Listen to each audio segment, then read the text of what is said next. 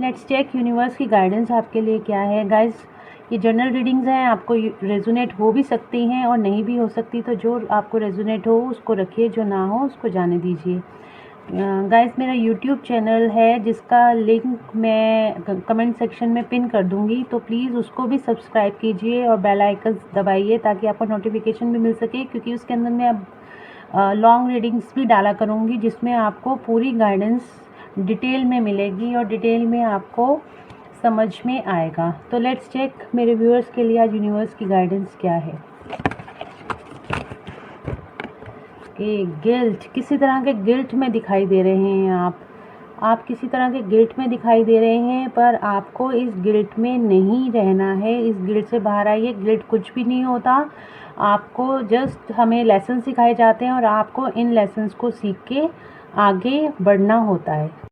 और bottom of the deck से हमारे पास आया है क्लिंगिंग टू द पास्ट। बिल्कुल सही बात है, पास्ट की आपने कई मेमोरीज अपने ऊपर ले रखी हैं, अपने दिमाग में ले रखी हैं, जिसको सोच सोच के आप परेशान होते रहते हैं।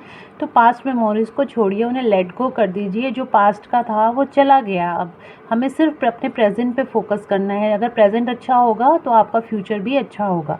तो सिर्फ अपने प्रेजेंट पे फोकस कीजिए, पास्ट की बातों को छोड़ दीजिए, बिल्कुल स्ट्रेस फ्री हो जाइए और सब कुछ यूनिवर्स को, गॉड को, एंजल्स को सरेंडर कर दीजिए।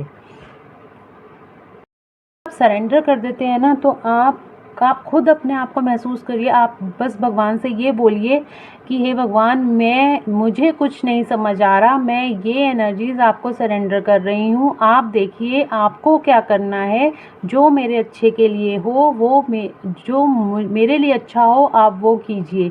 तो आप खुद ही देखेंगे थोड़ी देर बाद में आपकी एनर्जी शिफ्ट हो जाएंगी और एक आप हायर वाइब्रेशन स्टेज में चले जाएंगे। तो इससे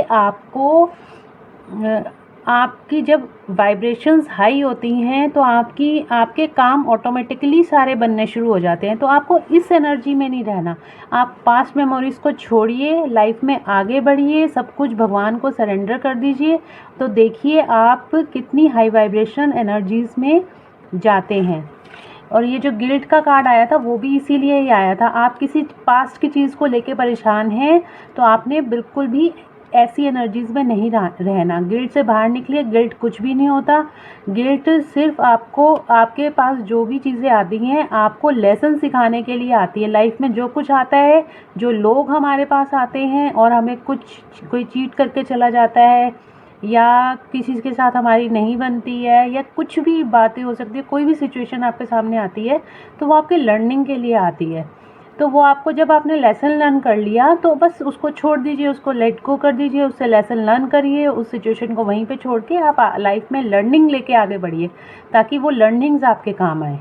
तो आपको गिल्ट में नहीं रहना है और आपको पास्ट की चीज़ों को भी भूलना है। यूनिवर्स आपको यही कहना चाह रहे हैं, आप हायर वाइब्रेशंस में आइए, हायर एनर्जीज़ में आइए और बिल्कुल पास्ट की जितनी भी बैड मेमोरीज हैं उसको आप लेट गो कर दीजिए और सब कुछ यूनिवर्स को सरेंडर कर दीजिए। फिर देखिए आपकी लाइफ कैसे चेंज होती है।